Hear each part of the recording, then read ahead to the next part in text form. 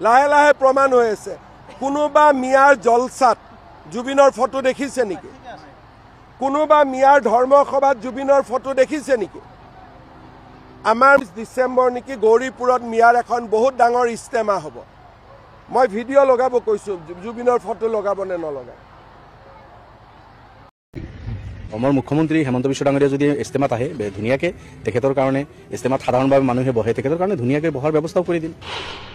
তেখেতে কেইদিনৰ পৰা কৈ আছে যে তেখেতসকলে ইস্তেমাত জুবিন গাৰ্গৰ ফটো লগাই নে নাই চাম জুবিনৰ ফটো নলগায় এই ধৰণৰ কথা কৈ আছে তো মুখ্যমন্ত্ৰী ডাঙৰীয়াক মই আপোনালোকৰ যোগেদি ক'ব বিচাৰিছোঁ যে ইছলামত ফটোৰ কনচেপ্ট নাই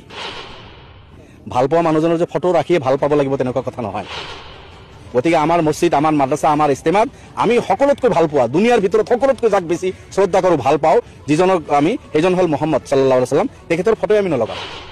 গতিকে ফটো লগাৰে ভাল পোৱা যদি ফটো লগাৰে জুখিব বুজি তেখেতে এইটো ভুল বুজিছে তেখেতে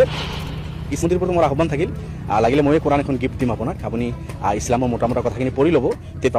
পঢ়ি ল'ব তেতিয়াহ'লে এনেকুৱা আপোনাৰ ইমান ডাঙৰ ডাঙৰ ভুল কথা নহ'ব আৰু আপোনাৰ